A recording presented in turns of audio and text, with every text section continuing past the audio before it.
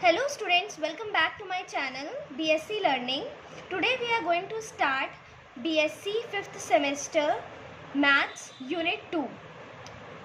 ये हम पूरा इंग्लिश में बोल देते। आज का हमारा टॉपिक है conjugate element. Let G be a group and A, B belongs to G. B is called conjugate element to A in G if there exists an element X in G such that B is equal to X inverse AX.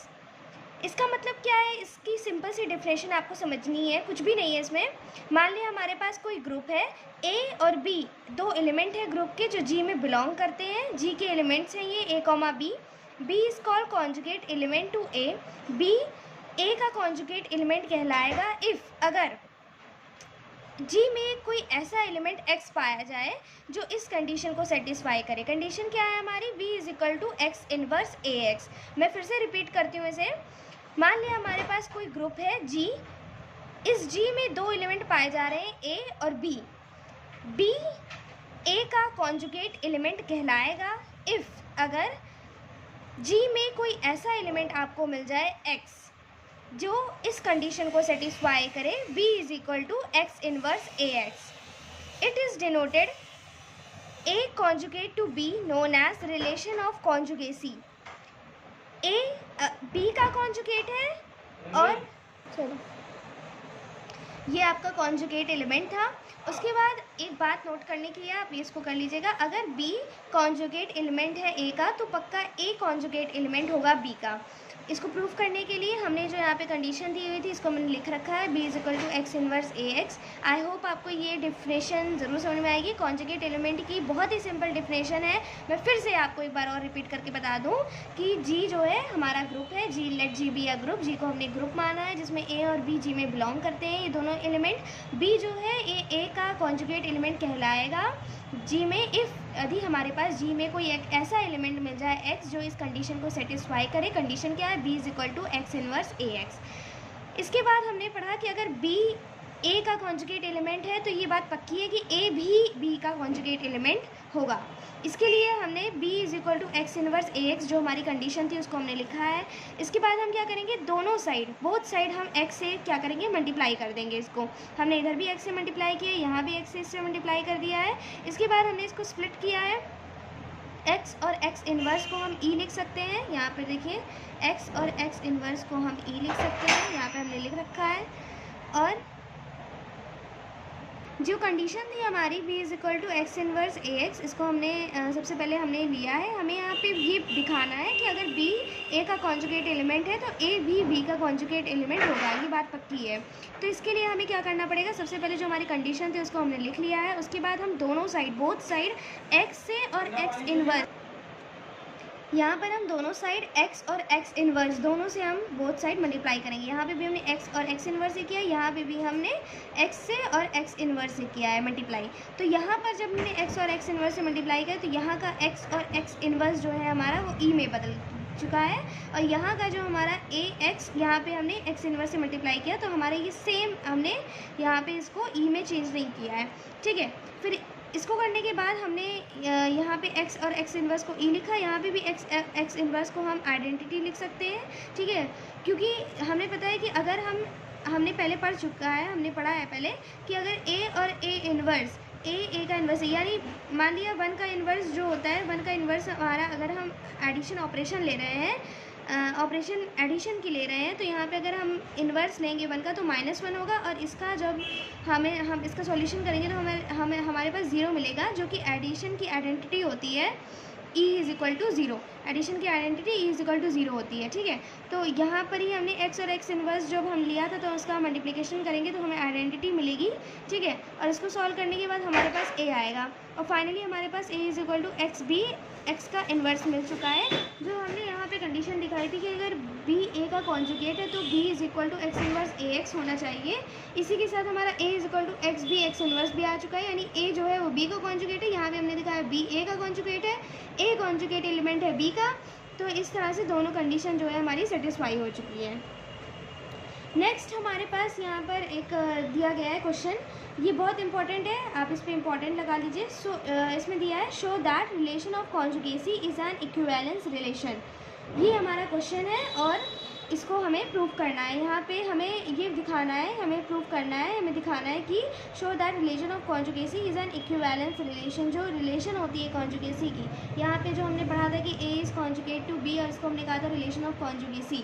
तो इसको हमें दिखाना है कि equivalence relation, equivalence relation दिखाने के लिए आपको 3 कंडीशन को है जो है सेटिस्फाई करना पड़ेगा। 3 प्रॉपर्टी सेटिस्फाई करनी पड़ेगी, रिफ्लेक्सिव, सिमेट्रिक और ट्रांजिटिव। ठीक है, तो हम लाइन बाय लाइन इसको सॉल्व करेंगे। रिफ्लेक्सिव के लिए हमें दिखाना पड़ेगा ए जो है वो ए के बराबर है। ठीक है, ए जो है ए में ही कॉन्जुगेट है। वी नो दैट, हम जानते हैं कि ए इज़ इक्वल टू ई ए ई, हम इसको जानते हैं, और ई इनवर्स जो होता है वो ई के बराबर होता है। ठीक है, जो और ये दोनों हम बिलोंग करेगा जी में। ठीक, हमारे पास ये जो हमने इसको कंडीशन में हमने इसको लिखा है ए इज़ इक्वल टू, अगर ए इनवर्स ई के बराबर है तो यहाँ पे हम ई की जगह पे ई इनवर्स भी लिख सकते हैं।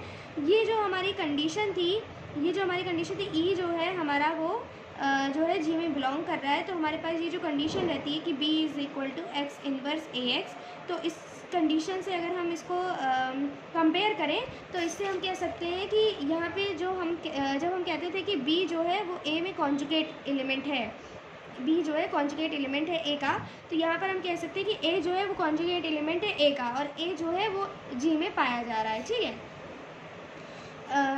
ई जो है इसके लिए हमारे पास हमारे लिए कॉन्जुगेट एलिमेंट की जो डेफिनेशन होती थी वो ये होती थी कि अगर ए और बी जी का एलिमेंट है और बी जो है वो कॉन्जुगेट एलिमेंट है ए का, तो हमारे पास जी में कोई ऐसा एक एक्स एलिमेंट मिलना चाहिए जो इस कंडीशन को सेटिस्फाई करे कि b is equal to x inverse a x, b is equal to x inverse a x. तो यहाँ पर हमारा जो ये बन रहा है कि ए जो है वो कॉन्जुगेट एलिमेंट है ए का ही, तो हमारे पास एक ऐसा एलिमेंट जी में मिलना चाहिए। तो ई जो है हमारे पास एक ऐसा एलिमेंट मिल रहा है जी में। ठीक है, यहाँ पे देखो ई जो है हमारे पास एक ऐसा एलिमेंट मिल रहा है जो ई में जी में बिलोंग करता है ई। तो हमारे पास ये कंडीशन जो है ये कॉन्जुगेट एलिमेंट की यहाँ पे प्रूफ होती है। ठीक, इसके बाद ये हमने यहाँ पे शो कर दिया कि ए जो है रिफ्लेक्सिव के लिए हमें यही शो करना था कि ए जो है वो कॉन्जुगेट एलिमेंट है ए का, तो हमने यहाँ पे दिखा दिया कि ए जो है कॉन्जुगेट एलिमेंट का है शो का ए का।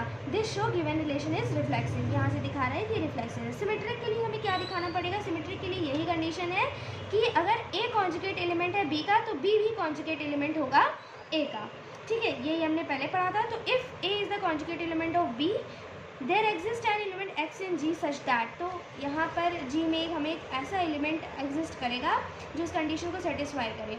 ठीक है, यहाँ पर हमने दोनों साइड एक्स और एक्स इनवर्स से मल्टीप्लाई कर दिया है। यहाँ पर हमने पहले भी आपको नोट में ये चीज़ करा चुके हैं पहले भी। ठीक है, तो इस तरीके से हमने इसको शो कर दिया कि बी भी ए का कॉन्जुगेट एलिमेंट है, यानी कि यहाँ सिमेट्रिक में हमें दिखाना था ए अगर कॉन्जुगेट एलिमेंट है बी का तो बी भी कॉन्जुगेट एलिमेंट होगा ए का, hence given relation is symmetric. तो यहाँ पे हमने सिमेट्रिक भी शो कर दिया। थर्ड हमें दिखाना पड़ेगा ट्रांजिटिव। ट्रांजिटिव में हम क्या दिखाते हैं कि अगर ए बी का कॉन्जुगेट एलिमेंट है, बी सी का कॉन्जुगेट एलिमेंट है, तो ए सी का कॉन्जुगेट एलिमेंट होगा। ठीक है, ए बी का कॉन्जुगेट एलिमेंट है, बी अगर सी का कॉन्जुगेट एलिमेंट है तो ए भी सी का कॉन्जुगेट एलिमेंट होगा। इसके लिए हमें क्या करना पड़ेगा? हम जानते हैं कि ए जो है वो बी का कॉन्जुगेट एलिमेंट है, तो जी में एक ऐसा एलिमेंट एग्जिस्ट करेगा जो इस कंडीशन को सेटिस्फाई करे। सिंपल डिफरेंशिएशन जो हमारी कॉन्जुगेट एलिमेंट की थी वही है यहाँ पर। ठीक, तो इसी की तरह सिमिलरली बी अगर कॉन्जुगेट एलिमेंट है सी का, बी अगर कॉन्जुगेट एलिमेंट है सी का, तो जी में एक ऐसा एलिमेंट एग्जिस्ट करेगा। ये साइन जो होता है देयर एग्जिस्ट का साइन होता है। तो एक ऐसा एलिमेंट जी में एग्जिस्ट करेगा वाई। यहाँ पे हमने एक्स लिया था तो हम यहाँ पे वाई ले रहे हैं। अगर हमने अलग कंडीशन ली है, यहाँ पे ए बी लिया है, यहाँ पे बी सी लिया है, तो हमारे पास ये जो कंडीशन रहती है उसको हमने इस तरीके से लिख दिया, C is equal to Y inverse B Y. ठीक, तो यहाँ पर हमारे पास हमने इसको 1 मार्क कर लिया, इसको 2 मार्क कर लिया। अब यूजिंग 1 एंड 2 हम यहाँ पे क्या करेंगे, यहाँ पे हमारा जो b is equal to x inverse a x आया है, इसको हम यहाँ पे b की जगह पर हम इसको ये वैल्यू पुट करेंगे। ठीक है, पुट करने के बाद हम इसको y इनवर्स और x इनवर्स को एक तरफ कर लेते हैं, a हमारा ये है और x और y को हमने एक ब्रैकेट में कर लिया है। ठीक है, उसके बाद अगर हम x y को z के इक्वल माने और ये z z में आएगा, अगर ये z z में बिलोंग करता है, तो अगर हम इसको x y को हमने z मान रखा है तो यहाँ पे x y की जगह पर हम z पे और z पे हमारा ये इन्वर्स लग जाएगा, क्योंकि यहाँ पे y पे इन्वर्स और x पे इन्वर्स था, इसको हमने होल करके दोनों पे इन्वर्स लगा लिया और एक्स वाई को हमने z माना था। ठीक है, तो यहाँ पे ये एक्स वाई की जगह पे हम z को लिखेंगे और ये जो इन्वर्स का साइन ये वापस यहाँ पे आ जाएगा। ठीक, ए आ जाएगा और एक्स वाई को हमने जेड माना है तो यहाँ पे ये जेड आ जाएगा।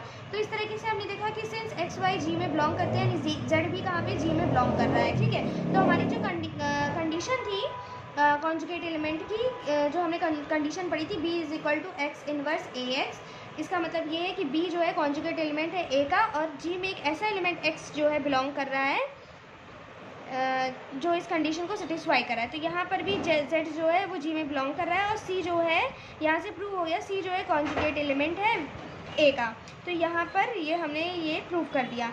और सी अगर ए का कॉन्जुगेट एलिमेंट है तो ए भी सी का कॉन्जुगेट एलिमेंट है, ये हमने सिमेट्रिक में प्रूव किया था और आपको ये मैंने ये बात भी नोट कराई है। तो इस तरीके से हमारा ये क्वेश्चन जो है प्रूव हो गया कि रिलेशन ऑफ कॉन्जुगेसी जो हमें शो करनी थी ये इक्विवेलेंस रिलेशन है। इक्विवेलेंस रिलेशन के लिए हम 3 प्रॉपर्टी को प्रूव करते हैं या रिलेशन को प्रूव करते हैं, रिफ्लेक्सिव, सिमेट्रिक, ट्रांजिटिव।